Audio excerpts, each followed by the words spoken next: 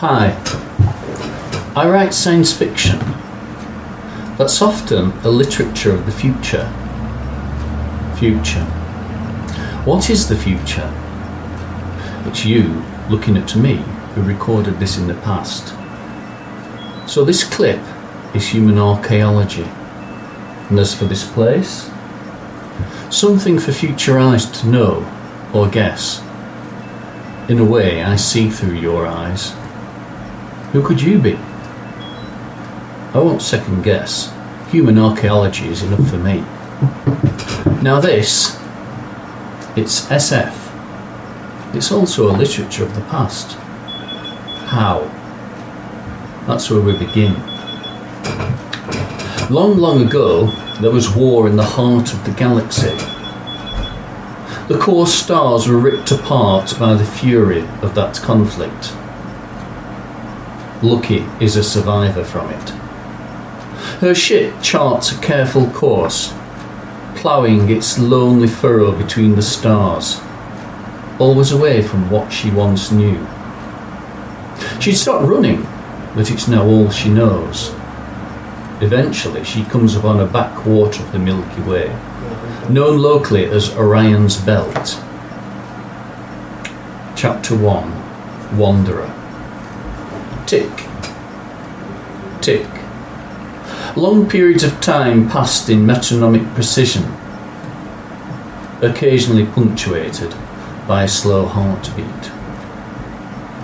Lucky wasn't in suspended animation, but she was in slow time. The spacecraft about her, the Expedient, was an automatic. Its sensors alert to any stray particles in the patch of interstellar space she was in. Its task was a routine one, of locating nearby matter, capturing it, and storing it for eventual use. Ever alert, it searched through drifting debris and calculated trajectory. Where there were items it could match course with and snag, it did so. If necessary, it took evasive action. Sometimes evasive action would induce stresses that might compromise the integrity of the spacecraft. So a brief and precisely timed flash of matter shields would be used. This show of force would disintegrate whatever it was, leaving the Expedient unmarred. The event would be virtually identical to the actual physical collision had it happened. A precisely calculated show of force. An observer would need to know what to look for to tell the difference, were there to be an observer. Tick. Tick. Observers. Lucky named herself so because she was lucky to still exist. Long ago, her kind had been wiped out in titanic battles, far from her drifting craft. Were she to describe her home world, her people, her loved ones, she might talk of soaring cities of light and of graceful and elegant peoples, at one with themselves and in harmony with their world. She would talk generically and refer to data and memory that had long ago lost integrity or succumbed to entropy, were she to put her mind to it. Lucky existed in slow time, rarely awake. There was rarely need for her to be awakened. Were these precautions still necessary? She was far, far away from that long ago conflict, wrapped in the shell of the Expedient, safe and secure, along with her precious cargo. Who could detect her here? The Expedient continued its pre-programmed activities. Tick. Then a hidden relay clicked. It was unheard by Lucky. Her body lay upon a reclining bed in a well-protected chamber. It was nurtured in slow time, not by coarse tubes, but by microfilaments, half alive and self-maintaining. They carried the tiny nourishment needed to feed her, and also dealt with bodily waste. The simulated gravity in the Expedient trembled slightly as the spacecraft altered course. Now it had located a target. What was it? Smooth, soundless movement signalled another change. The correct adjustments were made so her body began the slow process that eased her from slow time all the way through to normal awareness. The microfilaments retracted from her skin, leaving behind little more than a glistening sheen. The sheen would quickly congeal to a resin, helping heal the skin under it. Gravity continued to shift, reflecting the Expedient's anticipation of the decisions that she would face, once fully aware. Lucky gradually emerged from her long sleep. If she had dreamed, she didn't remember. All she knew was the weight of ages was on her body. An ache here, a tightness there. Much twisting and stretching would be needed until she felt back to herself. The slow-time chamber could only do so much to keep her body in condition. How long since she'd last been awake? She turned her head slightly to look at the chronometer on the wall. A crazy figure blurred in front of her eyes. She still couldn't see properly. She needed to know current status, and she wanted to sit up. Mentally, she ran through a litany of curses, moving the control that would transform her reclining bed into a convalescent chair.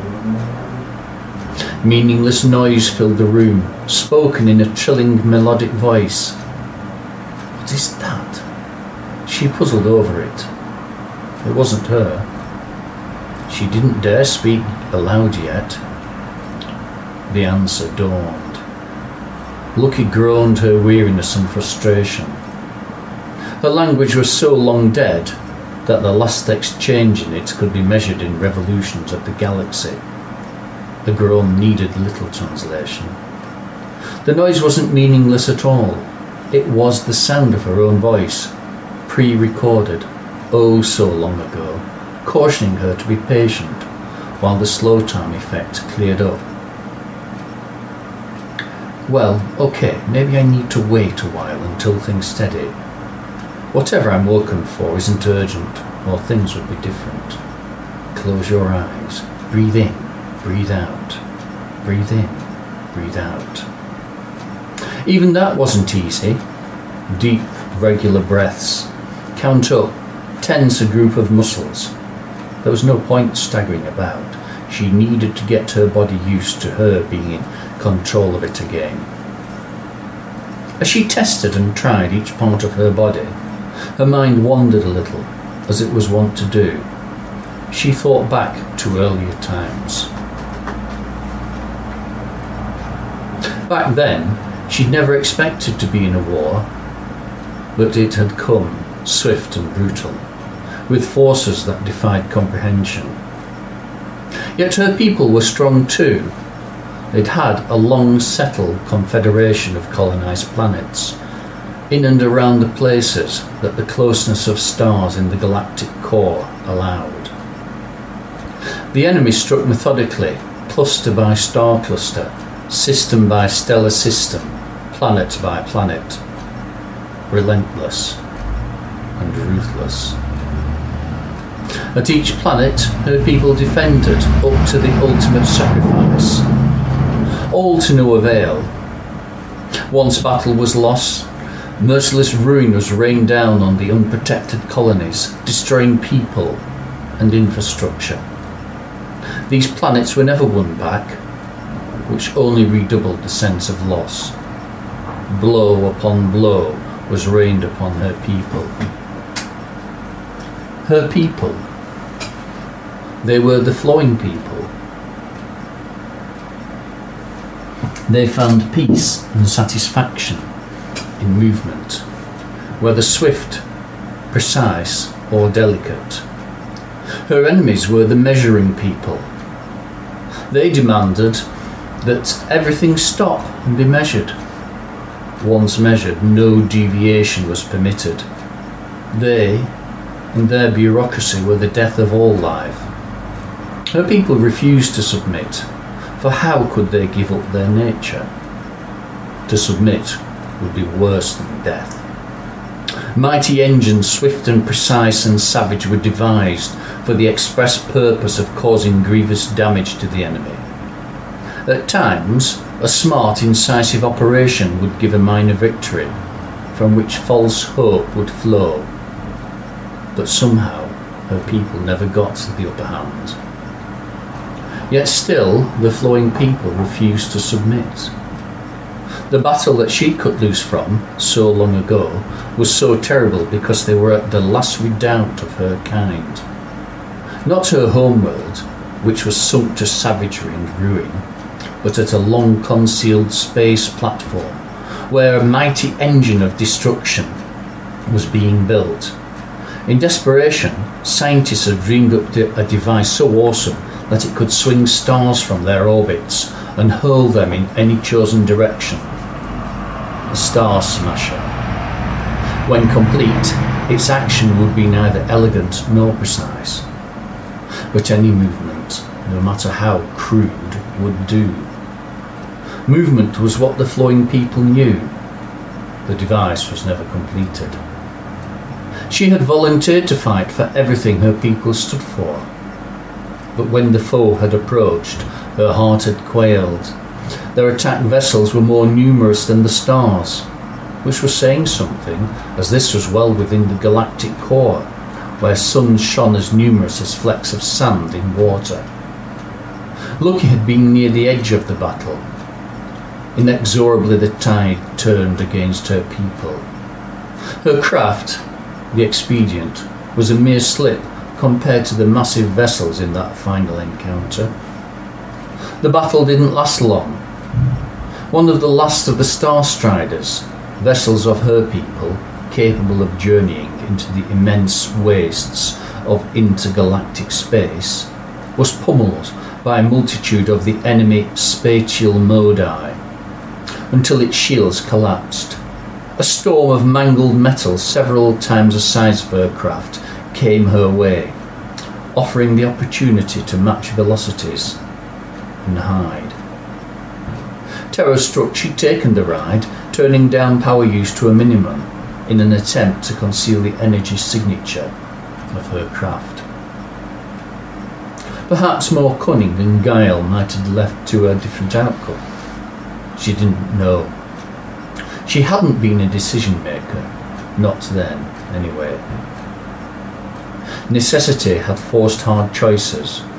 She'd run and hid, not staying to seek survivors. So far off, and so long ago. Even if the timepiece was wrong, they were surely long forgotten.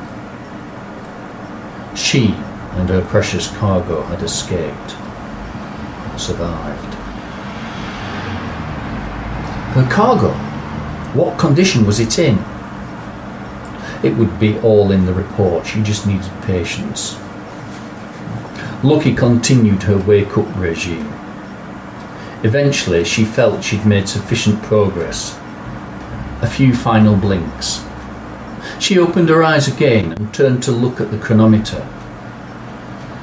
It didn't make sense. The chronometer's main unit of measured time referred to cycles since galactic formation. It ought to be about 30 or 31, but the device indicated a reading twice that. That was an awful long time to be out of things.